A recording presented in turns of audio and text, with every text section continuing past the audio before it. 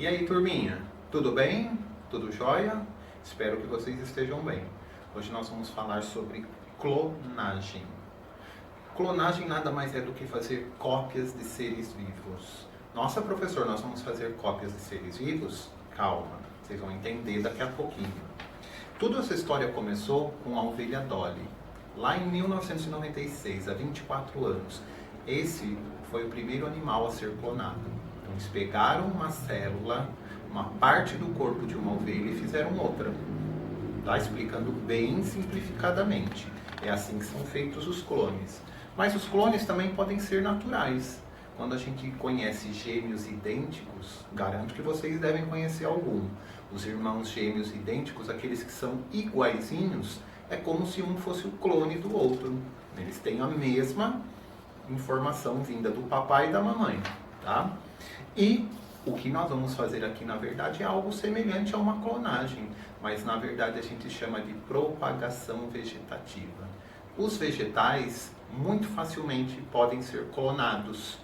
Muitos vegetais podem ser clonados, inclusive com muitas espécies diferentes há esse tipo de propagação, que é um tipo de reprodução também. Então, uma parte bem grande dos alimentos que nós consumimos vem de reprodução dessa maneira, né, que a gente chama de propagação vegetativa. E hoje vocês vão ver como é possível fazer isso de uma forma bem simples, utilizando alguns vegetais. Bom? Bom, pessoal, para fazer o nosso experimento, que também é uma observação de biologia, o que vocês vão precisar, na verdade, é apenas de uma planta. Pode ser uma violeta, eu fiz com uma violetinha. Paguei menos de R$5 em supermercado. Vocês também vão precisar de alguns outros acessórios que vocês têm em casa, como uma tesoura, um pequeno copo, que não precisa ser um copo tão pequeno, pode ser um copo até de plástico. O legal é que ele seja transparente para você ir percebendo o que está acontecendo. Plástico filme, na realidade, também pode ser substituído por papel alumínio, ou se você não tiver nenhum dos dois, você não precisa nem utilizar ele. Já falo a dica qual é. E água. Só são esses os materiais que vocês precisam. Isso para montar o experimento. Depois, quando vocês forem replantar, né, aquela folha que nós utilizamos, aí vocês vão precisar de outros materiais, mas eu mostro daqui a pouco.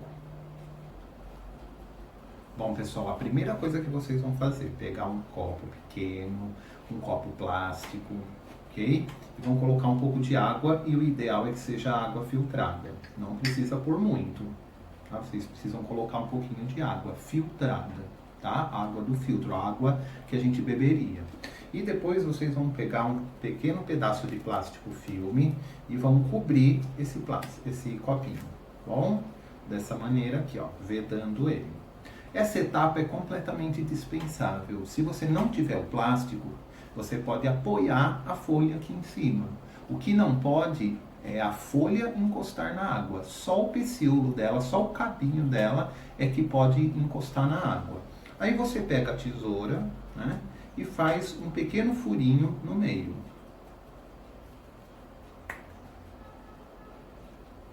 Ok? E em seguida escolhe uma folha com um cabinho bem comprido, corta e já coloca rapidamente naquele furo. A ponta tem que estar em contato com a água. Bom, então vocês precisam deixar a ponta do cabinho, que se chama pecíolo, em contato com a água. E aí é só esperar. E qual é o tempo, professor? Depende. O meu demorou aproximadamente 3 semanas para começar a aparecer. Mas depende muito do clima, depende da luminosidade que a planta está recebendo. Lembrando que violeta não gosta de tomar sol direto.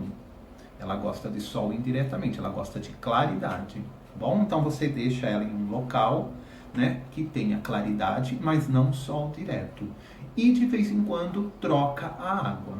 É claro que eu não vou esperar passar 3 semanas para mostrar o resultado para vocês. Eu já fiz um e agora eu vou mostrar para vocês o que aconteceu. Bom, pessoal, então o meu demorou 3 semanas para começar a aparecer as raízes. Olha que legal. Depois, durante esse processo, durante essas 3 semanas, eu troquei a água pelo menos umas 2 vezes. Bom, uma vez por semana, mais ou menos. Então, com bastante cuidado, você tira o plástico, né? Remove o plástico ou já retira ela diretamente com cuidado, tá? E aí, você já vai reparar, né, muito claramente as raízes presentes na ponta da planta, ó, do pecíolo. Vocês estão vendo?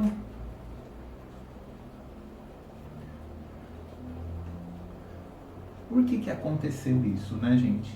Isso é o que a gente chama de propagação vegetativa. Muitos vegetais acontece isso. E por que a raiz primeiro, professor? Lembra que a raiz ela é importante porque é ela que vai absorver a água do solo. Então é preciso que ela tenha essa estrutura para ela conseguir absorver a água e sobreviver, tá bom? Vocês também podem fazer esse experimento com outras plantas, como por exemplo com as suculentas. Todas as suculentas dá certo. Se você arrancar uma folhinha delas e enterrar diretamente no solo, elas vão produzir raiz. Ou se vocês quiserem deixar na água primeiro, dá para fazer também com outros vegetais maiores, com algumas hortaliças. É possível fazer com batata doce. Eu vou ensinar para vocês outros truques aí de reprodução vegetativa, tudo bem? E agora eu vou mostrar para vocês o que a gente faz depois que chegou nessa etapa. Bom, pessoal, e aí finalmente, quando você tiver a folha com o pecíolo e a raiz, que eu já mostrei para vocês, vocês podem replantar, ok? Vocês podem utilizar um vasinho simples que vocês têm em casa com terra, seja do quintal. Se você não tiver quintal, você pode pedir para alguém arrumar um pouco de terra para você, tá bom? E depois é só mesmo fazer um buraquinho na terra e enterrar a sua plantinha e regar aí pelo menos uma vez ao dia, tá bom? Claro que agora vai demorar para ela conseguir chegar no estágio que está essa daqui, crescer com muitas folhas. Para formar flor, então, demora mais tempo ainda. Mas se você molhar todo dia e cuidar, você vai ver que ela pode dar flor futuramente, tá bom? Espero que vocês tenham gostado da experiência. Semana que vem a gente tá de volta para mais um vídeo, tá bom? Tchau!